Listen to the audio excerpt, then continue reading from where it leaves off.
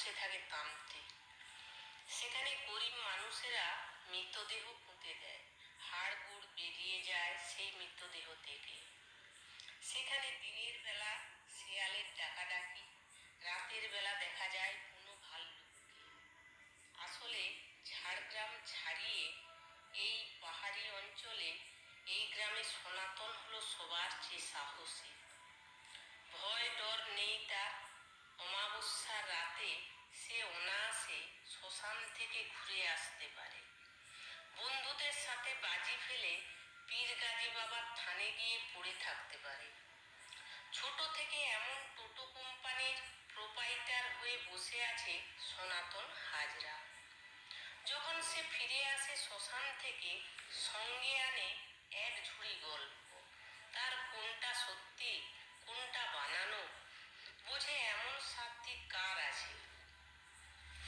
ঘন ঘোর বর্ষা রাতে ফিরে এলো সে শ্মশান থেকে। ভোরের দিকে সর্বাঙ্গে কাদা মেখেছে সে, তার ধুতি দিয়ে টুপটুপ করে জল ঝরছে। এসেই বসে পড়ল মোড়ল পরাণের বাড়িতে আর বলল, মোড়ল গিন্নি, আমাকে এক গ্লাস জল খাও তো দেখি। কাল রাতে যে ঘটনাটা দেখলাম চোখের সামনে, হাত পা সেঁধিয়ে গেছে। তাই বলতে চাইছো কি তুমি? মোড়ল গিন্নি একটু এগিয়ে আসে, জল খাওয়ায় সনাতন হাজরাকে। সেই সাথে তুলে দেয় সামান্য খাবার। সবটুকু খেয়ে সনাতন বলতে শুরু করে, শোনো তাহলে কি ঘটেছে গতকাল রাতে। ইতিমধ্যে চারপাশে কচিকাঁচা ছেলের দল ভিড় করছে। অনেক প্রশ্ন ভাসছে তাদের চোখের তারায়। তাদের সনাতনদা গ্রামের সব থেকে সাহসী, সারা রাত বসে থাকে শ্মশানে। তার সাহসের সাথে লড়াই করা এমন সাধ্য কি কারো আছে? অতএব সনাতন আবার শুরু করে তার গল্প। যদিও এইসব কথা বাইরে বলতে বিশেষ ইচ্ছা হয় না তার।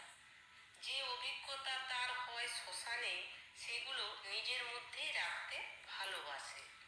নেহাত এরা প্রশ্ন করতে জানতে চেয়েছে সব কিছু তাই না বলে। সনাতন বলতে শুরু করে, যেমনই যাই আমি, অমাবস্যার রাতে শ্মশানে এমনভাবেই কাল গিয়েছিলাম। রাত গভীর থেকে গভীরতর হতে থাকে। আকাশের বুক থেকে ধীরে ধীরে অদৃশ্য হয়ে যায় স্বপ্নের রূপকথারা। চাঁদ তখন আর নেই আকাশে, ঘন কালো অন্ধকারে ঢেকে গেছে পৃথিবীর মুখ। হঠাৎ আমার মনে হলো একটা মামাদো ভূত দাঁড়িয়ে আছে, আমার দিকে তাকিয়ে আছে সে। তার চোখ দুটো জ্বলছে ভাটার মতো। সে কাঁদো কাঁদো হয়ে নাকি সুরে বলছে, সনাতন, কি মনে করে এখানে এসেছিস? আরো বলতে থাকে, একটা মাছ খাওয়ার বড্ড ইচ্ছা হয়েছে আমার, আমাকে এক টুকরো মাছ খাওয়াতে পারবি? আমি হেসে উঠেছিলাম, এই রাত্রিবেলা মাছ পাবো কোথায়? সকাল হলে না হয় গ্রাম থেকে কিনে আনতে পারি। সেই কথা জানিয়ে দিলাম মামাদো ভূতকে। ভূতটা বলতে থাকে, তুই তো জানিস সনাতন, রাতের বেলায় আমরা একটু ঘোরাঘুরি করি, সকাল হলেই আমাদের ফুরুত করে মিলিয়ে যেতে হয় বাতাসে। তখন আর আমাদের চোখে দেখা যায় না। আমরা অপেক্ষা করি শেওড়া গাছের উপর পা ঝুলিয়ে। তোরা দেখতে পাস না, হয়তো দেখিস সরসর করে কাঁপছে বাঁশবাগানের পাতা। তার মানে আমরা এক ডাল থেকে আরেক ডালে চলে যাচ্ছি। আমাদের অপেক্ষা করতে হয় সূর্য ডোবা পর্যন্ত। সূর্য ডুবলে আবার আমরা ভূতের চেহারা ধরতে পারি। সনাতন বাবা দু টুকরো মাছ খাওয়াবি আমাকে? সনাতন বলেছিল, মামাতো বাবাজি, অতই যদি নোলা তোমার, তাহলে কেন তুমি নিজেই মাছ তুলে খাচ্ছ না? ছি ছি বলে জিভ কেটেছিল মামাতো ভূতটা আর বলেছিল, এখন আমি পরম বৈষ্ণব হয়ে গেছি রে, ভূতেদের একসবাই ঠিক হয়েছে, এবার থেকে আর আমরা মানুষের কোনো অনিষ্ট করব না। এটা এক ধরনের সমঝোতা বলতে পারিস। যেভাবে তোরা মাটি বালি কাঁকড়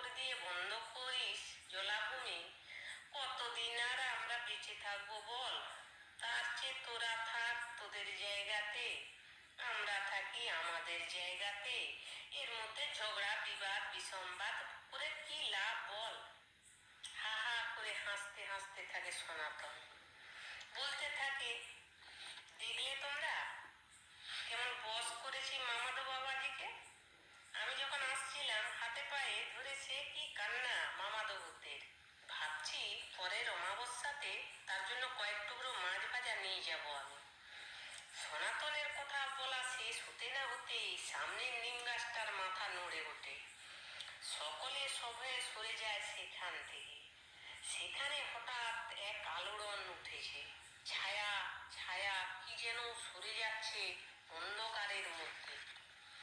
সবাই স্পষ্ট শুনতে পাচ্ছে একটা ভূতের জোড়ানো কণ্ঠের তীব্র হুঙ্কার, সনাতন, মিথ্যা গল্প বলছিস আমার নামে বানিয়ে বানিয়ে? তুই জানিস আমি কে? আমি হলাম মামাতো ভূত, ভূতেদের রাজা। ক্রমশ শব্দটা বাড়তে থাকে। এক ঝলক ঠান্ডা বাতাস সবাই অনুভব করে। সকলে অবাক হয়ে দেখে সনাতনের শরীর থেকে মুন্ডুটা আলাদা হয়ে গেছে, আর গলা দিয়ে বেরিয়ে আসছে অবিরাম রক্তস্রোত।